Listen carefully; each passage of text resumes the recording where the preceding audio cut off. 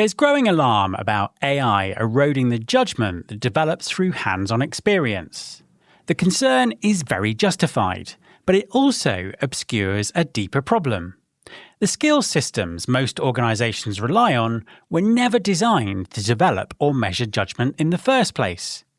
What does a talent system built for judgment really look like? Keep listening to find out. Support for this podcast comes from Paradox. You know, I've recently heard some crazy success stories when it comes to hiring with AI. FedEx is sending offers to candidates within 10 minutes. General Motors saved $2 million in recruiting costs in a year. Chipotle reduced time to hire from 12 days to 4. And 7-Eleven is saving their store leaders 40,000 hours per week.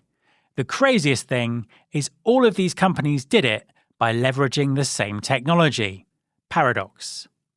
Acquired by Workday in 2025, Paradox pioneered conversational hiring. Whether acting as your ATS or automating the hiring process on top of your existing HCM, Paradox streamlines the entire experience.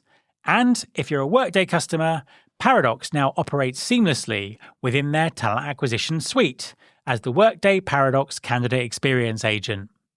Driven by a 24/7 AI assistant, Paradox can handle up to 95% of the hiring process for deskless hiring teams, or just automate specific, time-consuming tasks like screening, interview scheduling, and onboarding to allow recruiters to focus on recruiting. Paradox continues to help hundreds of the world's top employers simplify hiring and save money while creating great candidate experiences. Spend more time with people, not software. You can find out more by going to paradox.ai. That's paradox.ai.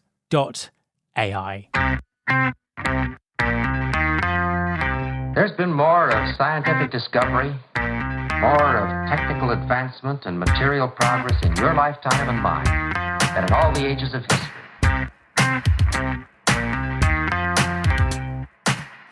Hi there, welcome to episode 816 of Recruiting Future with me, Matt Alder. There's a growing consensus that AI is eroding the experience pathways organisations depend on to develop human judgment. Entry-level roles are shrinking, hands-on work is being automated, and fewer people are building the experience their business needs. This is a well-documented challenge. What remains far less clear is what the talent strategy response should look like.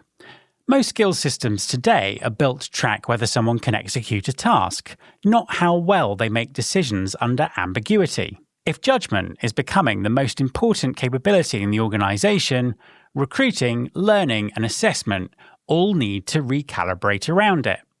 So, what does that recalibration look like in practice? My guest this week is Craig Friedman, author of Enterprise Skills Unlocked and talent transformation leader at St. Charles Consulting Group. In our conversation, Craig explains why current skills infrastructure misses the capability that matters most, what work looks like when execution is completely automated, and how organisations can start building judgment into their talent strategy. Hi, Craig, and welcome back to the podcast. Hi. Thanks for having me again, Matt. Always a pleasure to talk to you. Could you just introduce yourself and tell everyone what you do? Sure. I'm Craig Friedman. I'm the Skills and Talent Transformation Leader at St. Charles Consulting Group and author of the book Enterprise Skills Unlocked.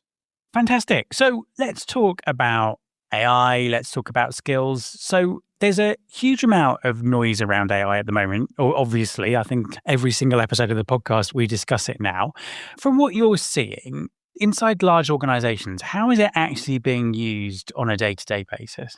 Yeah, that's a great question. There's a pretty wide adoption gap. Like, it depends a lot on the company. There's quite a lot of companies that are only now sort of rolling out their enterprise version of AI that's taken them some while to sort of settle on, train it, lock it down in a way that they're comfortable with, and they're only now starting to roll it out. There are some that are further along those journeys. In terms of like specific usages, again, it frequently depends on the group. Like, you see sometimes more advanced adoption in some narrow applications. Like, I mean, obviously tech firms are using it quite a bit for programming.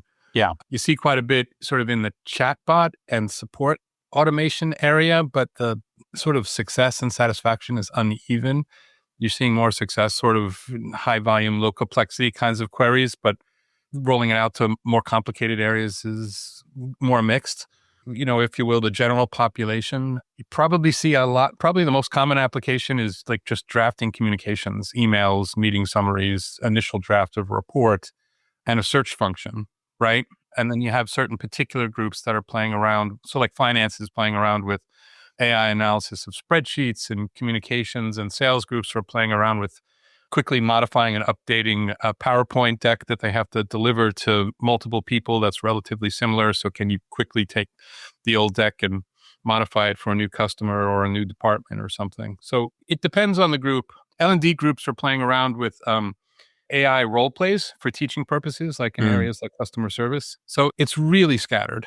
Yeah, no, absolutely. I mean, definitely, that definitely seems to be the case. We've been talking for a while about how AI, will disrupt jobs, and it seems that a lot of the early disruption that we're seeing is kind of firmly in the area of entry-level jobs. What are the long-term consequences for organizations around that?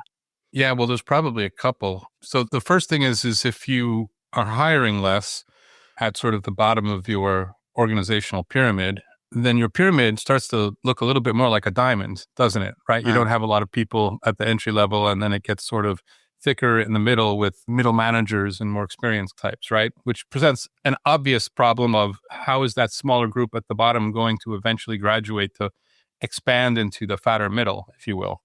And so that's an org design challenge. But on top of that, it's actually even more complicated because the people who are left at the early career ranks, they aren't getting as much exposure to the work because the AI is automating a lot of what they're doing. And so those early 3-4 years that they would spend drafting various kinds of documents and having their supervisors review it and correct it and explain to them why it's wrong and sort of pass on their wisdom for, how to do this well, they're not getting as much of that. So even the ones who are left aren't developing the judgment to become the experts that they need to become. Yeah, no, absolutely. That makes a lot of sense. And the real model of that is under threat, isn't it? It seems to be kind of an existential risk if people can't develop the expertise they need by learning on the job. If you think about it, it's never been more important, right? Because AI is wonderful at generating content, but it takes quite a bit of work to get it to generate sort of expert content. It needs a lot of review, especially in the early phases. It makes all kinds of mistakes. I mean, hallucinating is the most obvious one, but it makes logical errors. It leaves things out sometimes. It doesn't always stay on point. You have to really babysit it until you can train it to produce the kinds of documents that you want, which takes expertise and deep technical expertise, because what it spits out is very fluent. So you have to read it carefully sometimes to make sure it's accurate. And that's true whether it's code or, text content. So we've never needed critical thinking and expert domain judgment more than we do now with these AI tools, because the sort of manual work of just producing content is being automated. And what we really need is the refinement of an expert eye. You sort of mentioned critical thinking there as being a kind of a real sort of essential skill. What else is kind of essential alongside that? What other things do employers need to be thinking about here? So first of all, the critical thinking, there's two bits to that, right? The one piece is the sort of process of thinking clearly, right? Knowing how to analyze things carefully and not make mistakes along the way, and sort of the discipline of thinking thoroughly about something. But the second bit, which is the really important one that's being overlooked, is the judgment, right? And by judgment, I mean the ability to make decisions, particularly under ambiguous kinds of situations, right? Where maybe I don't have all the information I need, or the right answer, there's more than one right answer. It sort of depends on the circumstances, or I have to sort of decide whether I'm trading off between two different goals that are both kind of equally important. So at the end of the day, it becomes a judgment call, right? There's no clear right answer. And you rely on your expertise to make those kinds of judgments, right? And again, we talked about how AI is sort of hollowing out the expertise development part of the process in a couple of different ways. So you've got both of those elements, right? And so you've got a combination of the process of critical thinking and then sort of the raw judgment capacity that comes from the accumulation of experience over time, and not, just any experience. Typically, it's experience that is guided by a supervisor to help you develop over time. Absolutely. And I mean, we talk about skills a lot. I mean, where does judgment fit into a kind of a skills-based world? Yeah, that's a great question, right? Well, so from a certain point of view, judgment is a skill in and of itself, or at the very least, you could think of it as a sort of the top level of a number of different skills, where you can sort of develop materials, apply concepts, analyze them. But the top level would be judgment, if you want to think of it that way. And so we have all this infrastructure today where we teach skills and we track skills, right? We've got learning courses that teach various skills and assessments that try to assess, what your level of skill is. And we can put it in a skills taxonomy and put it on your profile and all that stuff. But most of that system is not optimized for judgment. The nature of the way we teach and capture and talk about skills is largely sort of procedural skills, in the sense of they're tracking whether you can do something, right? Not necessarily how well you can do it, but just that you can execute the task, right? Because that's sort of the most critical for, can I get you staffed? Can I get you busy doing something, right? This idea of, judgment and critical thinking is largely at a different level. It's with what expertise can I get this task done? Can I do it better somehow than I used to do it, or than more junior people can do it? And the system isn't optimized currently for that kind of refinement. And so what we would need to do is to tweak the nature of our training programs and our assessment tools and sort of the whole talent system around skills, so that it's optimized to develop judgment, right? So it knows what we're looking for and what the definition of better judgments are, and we know how to teach it, we know how to see it when it's there, we know how to capture it, we know how to apply it to staffing decisions and career decisions and things like that.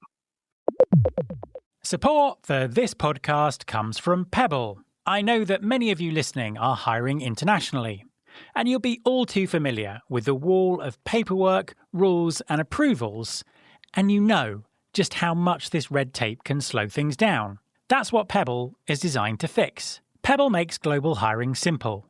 Through embedded compliance and AI-driven workflows, the Pebble platform takes the delays and guesswork out of going global, so you can move fast without adding risk. The bottom line is that anywhere is possible with Pebble. With global hiring simplified, founders and HR leaders can spend their time on focusing on what and where comes next for their business. Pebble has a special offer for recruiting future listeners. Pebble is normally $399 a month per employee, although a no-brainer for what you get. But right now, there is a limited time offer on their site that makes it even easier to get started. Go to hipebble.ai before it's gone. That's hipebl.ai. Terms and conditions apply. And how, I suppose the thing with judgment is it's always sort of taken for granted that it's something that develops with experience over time. Obviously you've sort of laid out some of the things that companies can do there, but how are companies going to adapt to, this kind of whole new world where, they have to think about these types of skills very differently to they have in the past? I don't necessarily think it is like a massive rehaul. I think it's a fine tuning, right? So for example, I don't think it would be too difficult for a company to talk to its experts and start with, what do we think are sort of the most critical judgments that people make on a daily basis, right? Just prioritize them and then start to dig into, with those experts, we want to be able to find people who are better at making these judgments than others. So help us define sort of a skills definition and a level of sort of proficiencies or competencies, at higher and higher level of ability to perform this, right? So that we could select for it in a recruiting function. We know what we're looking for, or we could select for it internally when we're staffing. If we're teaching someone, we would be able to tell if they've advanced.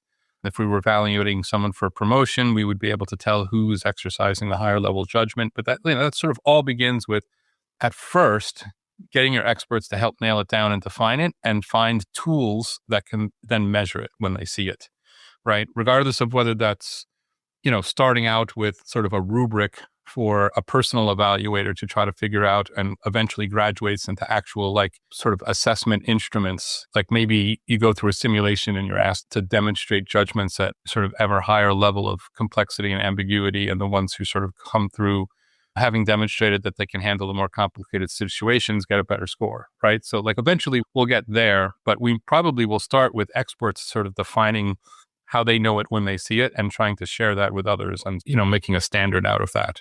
From a practical perspective, because these are things that are all going to take time, is there anything that talent acquisition leaders or HR leaders can be doing right now to start to address this? Yeah, I mean, without a doubt. Look, let me put it to you this way. If you think about the impact that AI is having on the way our work is designed, right? And if you remember the old-fashioned process flows, you remember those, like they had little rectangles that like we're doing something and then you'd have these little diamonds where it's like, oh, if the client is creditworthy, go in this direction and offer them an application. If not, go in this direction and give them a denial, right? So AI is largely automating all the rectangles, right? And so what that leaves for work is just a sequence of judgments, right? It's here's a question I have, here AI, go analyze it. And then you make a judgment and then you ask it the next question in the process, right? So we have to sort of understand what the sequence of those judgments are going to be. What does the work look like once all the sort of generation tasks are kind of automated? And obviously there's always a place where we have to verify the output of what AI is doing in terms of human in the loop oversight. But even beyond that is to try to understand what the work even looks like, right? And then once you understand what the work looks like and what's the nature of the judgments, what does the task look like when we're just proceeding? In some ways, this is kind of the work that leaders do at the top, like, because when you sort of progress up to the top, everybody sort of presents you with challenges and options and you just make a decision and you move on. We're just now sort of doing that at a much greater scale. That style of work is being brought down in the organization because a lot of this sort of manual generation work is getting automated. So that we're all little mini leaders of our mini areas making decisions. And we ask AI to tee up the options and the pros and cons, and we decide. So if you start with that idea of understanding the work and like what are the critical judgments that we have to focus on, then I think you start to make sort of targeted investments, so like from a recruiting perspective, what are the skills I'm looking for in the marketplace that are sort of highest value that we're looking at first and what might be second, right? For L&D groups, it might be how do I prioritize my learning investments around sort of the really critical, either high value or high task judgments that we know we need to develop and so forth. Absolutely. And as a final question, it's obviously a very disruptive time. What does the future look like? How do you think things are going to develop around this kind of thinking over the next sort of 2 or 3 years? So imagine a world a little bit forward, right? Where we've, let's say developed a lot of AI-enabled learning simulations that are optimized to teach judgment, right? And so they're replacing some of what is lost, right? They're giving you simulated experiences, work experiences to try to replace a little bit of what's being automated. And then we add to that, a talent marketplace. But instead of the talent marketplace just teeing up, do they have the skills to work on this assignment? It also comes with a metric we've developed that tags the sort of developmental capacity of this assignment. Like what skills would it develop, right? And so when we're matching people to opportunities, we're considering both, not just, do they have the skills to do the job or could they develop them here and what's its developmental ability, right? And that information is fed into dashboards that help make decisions so that we're trying deliberately to develop the judgments that sort of are being lost, right? And so some of the productivity we're getting out of AI, we're reinvesting into this judgment development. And then imagine a system where, because we're now developing skills through multiple different channels and acknowledging the skills that you develop, not just on the job through performance reviews, but also in learning completions and developmental gigs and feedback you get from experts and external credentials. And so now we have all these different capability signals coming into the system, right? The learning might say that Matt is at proficiency level 2 here, but the performance review says he's only at 1, right? And then he's got this external credential, blah, blah, blah. How do I reconcile those different capability signals to come up with the most accurate view possible of what skill level Matt is at? But once you have a system like that, and this is all possible with the technology we have, it's just orchestrating it. But once I have really accurate information like that, we could do a number of really powerful things, right? So first of all, I can use it as the metric against which sort of recruiting and L&D activities are measured, because, to what extent are recruiting activities actually producing the skill levels that are the most important to us, either internal or external, right? And the flip side of that is on the work, right? At the aggregate level, at the enterprise level, I can take a look at the people who are staffed doing various tasks and say, on average, people who are P2 or teams that are heavy in P2 who perform this task tend to be correlated with fewer defects or fewer deficiency citations or more accurate projections or whatever, right? And until I can isolate it's the transition between proficiency level 2 and proficiency level 3 that really is critical, because that's where we see the needle move most dramatically. And that then, circles back into the critical skills analysis so that we know where to focus most of our efforts, right? Yeah, absolutely. It's going to be a very interesting time. Craig, thank you very much for talking to me. Oh, it's been my pleasure. My thanks to Craig. You can follow this podcast on Apple Podcasts, on Spotify, or wherever you listen to your podcasts. You can search all the past episodes at recruitingfuture.com. On that site, you can also subscribe to our weekly newsletter, Recruiting Future Feast, and get the inside track on everything that's coming up on the show. Thanks very much for listening. I'll be back next time, and I hope you'll join me.